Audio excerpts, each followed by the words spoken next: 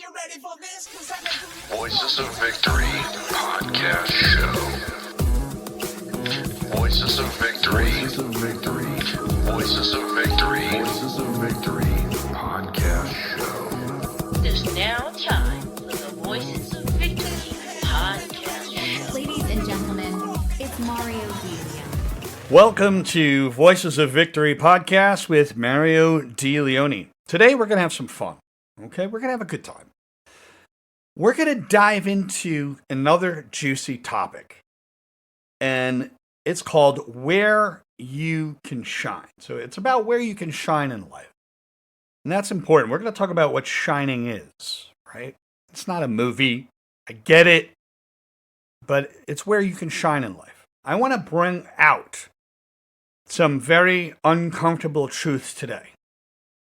And it's not a social media buzzword, because that's what we see. For every hashtag out there, there's a whole array of people. But with this buzzword, I hear this buzzword all the time, and the first thing that comes to mind is Samuel Jackson when he shot somebody in Pulp Fiction, and his words were, "I'm sorry, did I break your concentration?" And it kind of reminds me of that. So, if this podcast episode makes you cringe, then good. That means you're growing. If it makes you uncomfortable, you're growing. And these are phrases that we see thrown around. Yet here's something that is absolute truth. Every belief that you've ever had came from outside of you. Let me explain that again. Every belief that you've ever had, you were not born with. It came from outside of you. And people have acquired that cringe phrase from other people, whether it be on social media or wherever. And it can be such a follower mentality.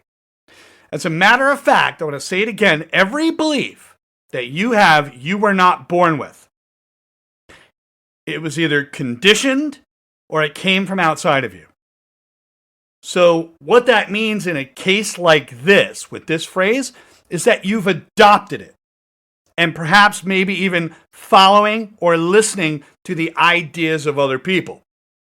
Now, it's just to set an example. It's following someone else's ideas of what they consider to quote unquote be cringe. It's a sign of another hashtag, right? Every time there's a hashtag, there's a collective that follows it. It comes from other places. It came from outside of you. You are not born with that phrase. You acquired it somewhere. It came from outside of you. As a matter of fact, and I'll just restate this for clarity, every belief that you have, you were not born with. It was acquired, and it came from outside of you. And when you know this and you understand this, you can develop a very strong self-esteem. And you yourself may make other people cringe. They may not like it because it's threatening to their identity and who they are. We have to have the courage to be disliked. That's the key point. So just understand, when we adopt that mindset and we adopt the ideas of other people of what they consider quote unquote cringe, it's a sign of being swayed by the masses, by being influenced. That's the reason why there's influencers out there. So when someone is cringing, it's a sign of growth. I want you to think of it as that if you're making someone else cringe, that you are growing. You as a person are growing. You're stepping outside of your comfort zone. They say cringe because they're too afraid to maybe step into your shoes. So they project onto you their deficits. You have to have a strong identity and face things that are unfamiliar.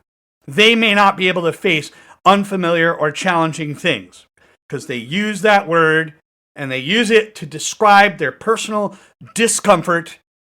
And we have to understand there's gold hidden and buried within that discomfort. We can reveal a deeper understanding that some of these people fear vulnerability, they fear change, and they reflect on their aversion to push things away or anything that's considered quote unquote awkward to them. It comes with learning, with growing, with evolving. So in truth, this very reaction is less about the situation and more about the internal resistance that you could see in them that creates discomfort within them. It's discomfort, and sometimes growth is accompanied by that. So I want you to think of cringing as a way we could reframe it. Reframe the idea as evidence of progress. If you're making people cringe, showing that you're willing to engage with things that challenge you and it may bother other people. It doesn't mean we have to be provoking and piss people off. That's not what I'm here to do. I'm just trying to share that if you make people cringe because you're succeeding, good. It's their issue, not yours. That is a narrative that they have in their head, and that's not something you should take home with yourself. Our society often shuns individuality because it prefers conformity. And when you see a group of words or a collective using a particular buzzword, it falls into that conformity. And it falls into conformity over authenticity. There's a collective fear of standing out or being different. And that pressure to fit in can make self-expression a dangerous path for many people. And we have to have the courage to be disliked. Social media, for a good solid example, it encourages trends, it encourages validation. That's why we see a lot of people on social media that can indeed are constantly seeking validation, or social proof for that matter. And it's usually from the masses. They seek it from the masses. It can make individuality seem like a threat to belonging. If you're individual, if you're a leader, you're a threat to actually belonging in any one collective. In schools and workplaces, they reward conformity for those who fit in. And they're more likely to succeed if you fit in. However, when we do have people that recognize the beauty of your nature and help you challenge those norms, it can really help you look at life differently. Like cultural and family expectations can really weigh very heavily on people.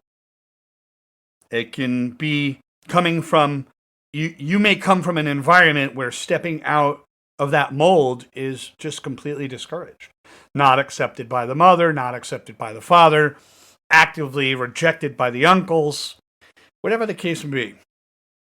And we're conditioned from a very young age to seek approval from others, and it usually starts with the father and with the mother. All right. And this approval is linked to how close we actually mirror the collective, rather than how well we know ourselves and express ourselves. Everybody's going to have a different journey, you know? You're going to have a different journey. The key thing to remember is your journey is not their journey is not yours. We have to stop template matching and following 10 different people so this way we could acquire, I want to think like him, I want to think like them, I want to think like them. Start thinking like you. You could gather knowledge, you could learn, you could grow, like I get it, but your journey is not their journey is not yours. And that fear of judgment and being ostracized, it can lead a lot of people to suppress their unique traits. Other people want to dim your shine. They want to dim your inner light to avoid the discomfort of being seen as different. Okay, I grew up partially sighted. I can only see out of one eye. I stand in my uniqueness and my power. If other people don't like it, they could kiss my fucking ass. It's that simple. I'm not here to say I'm better than anyone. But I understand exactly what it's like to be marginalized from an accessibility point of view. And not everyone is ready for standing out, nor could they achieve self-actualization. When it comes to time, they'll be ready for it. If you seek growth, you'll find it. There are a lot of barriers to reaching a psychological state that's supportive for you. Getting stable in your emotions and even have a level of cultural understanding. You have to be consistently stepping into your potential. Some people fear actualization because it requires them to face the unknown. So when you become actualized, it can actually be threatening to other people because it will trigger something in their identity that they're lacking. I call this in one of my books the lacking mirror. That people will look at you and it will reflect back an area of themselves that they're lacking, and then you may become a sudden threat to their identity. Red flags come up. And the more comfortable they are staying in their current state, even if it is unfulfilling, it's because there's a discomfort of change. Change is not easy. It's painful for all of us. Life shits on us all. There's social and family pressures also at play. They play a role. And we have to break away from those ingrained societal expectations that just result in us isolating ourselves and feeling more rejected. And all it does is fuel resistance and stop us from becoming self-actualized. You know, the deep pieces of failure, the fear that you won't live up to the vision of somebody else. Live up to the vision of your own highest self or the best potential that you can be. It can hold people back from embracing their talents, embracing their voice, embracing their potential, embracing sharing what they love with other people that also might love it. People fear change. They fear transformation. And this fear is the journey of self-actualization. These fears are strongly tied to psychological defense mechanisms. And you know what? They could stem from unresolved emotional wounds and traumas. There is such a thing as authority trauma, meaning a person might have some trauma wrapped around someone who was an authority in their adolescence. And as a result, now that they're an adult, they'll have an issue with their boss because they're triggered back into their past. Change means stepping into uncharted territory. And our human psyche resists the unknown because it feels unsafe. The fear of loss, the change and the upset, having your whole life turned upside down. People are having to reinvent themselves after calamity, after divorce, after the house was burnt down. Loss of relationships, loss of status, even loss of your identity because you devoted so much to a relationship that you forgot to understand who you are. They fear that they won't recognize themselves or they'll lose who they are. Because the old ways are like an old sneaker. It feels comfortable. It feels good. But there's pain and growth in discomfort. There's gold in discomfort. If you transform yourself, you may fear being disconnected from the people that you love. My wife won't love me anymore. My girlfriend won't love me anymore. My husband won't love me anymore. They may not accept the new me. So they backslide. They fall into that comfort, that fear of rejection. It keeps people locked into their comfort. And that fear of failure, when you fear that failure, self-actualization requires taking a risk. And taking a risk requires courage. And many people feel that emotional toll that comes with not succeeding. That potential shame, that potential judgment from other people that prevents them from even trying. or bothering or attempting to even grow. Our society shuns individuality. It prefers conformity over authenticity. There is that collective fear of standing out, being the tallest poppy, and getting cut down. You could see my episode on the tallest poppy for that. The pressure of fitting in. That self-expression is dangerous. That you shouldn't express yourself. Keep your mouth shut. Right? Kids should be seen and not heard. We were told that as children. Having trends that encourage fear. And trends that encourage more validation. Chasing externals. If you constantly validate yourself through external means, you will soon discover that once those external objects are gone, then your self-worth goes along with it. That it's tied to it. Because everything has a start date and everything has an end date in this world. We get rewarded for those who fit in, that conform. It's those who challenge the status quo. If we take a look at the concept of being cynical. Someone will say, oh, well, it's better to be cynical.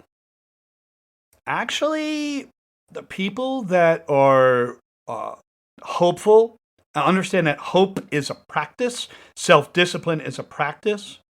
When you understand those principles, it's that hope is not a destination, it's a constant.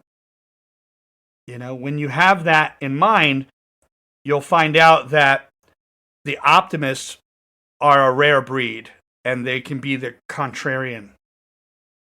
And we are conditioned from a young age to seek approval from others, and that very approval is linked to how closely we mirror the collective, rather than how well we get to know ourselves and understand the inner workings of who we are,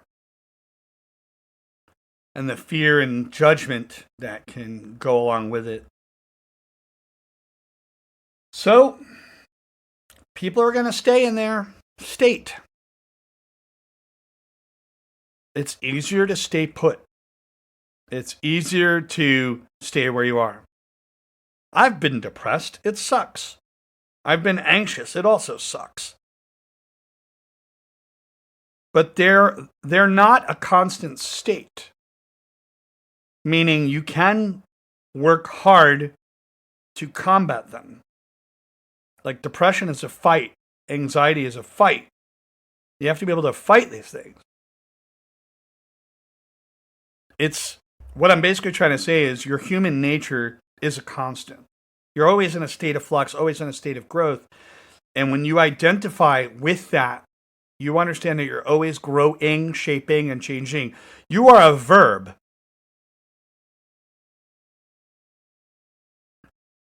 People fear the new you.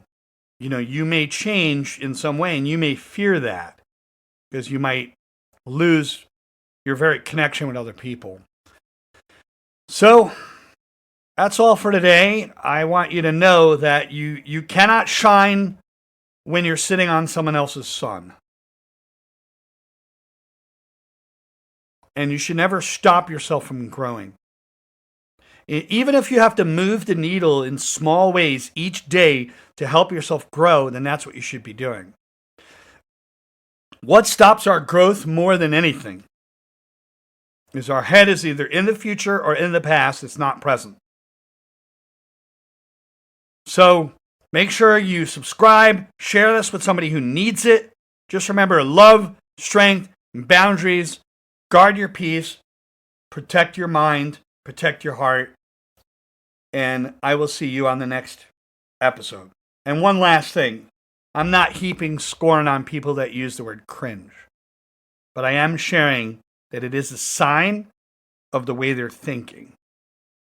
And on this podcast, I like to cultivate a growth-based mindset and let other people understand that it's okay to be different and you may make people cringe.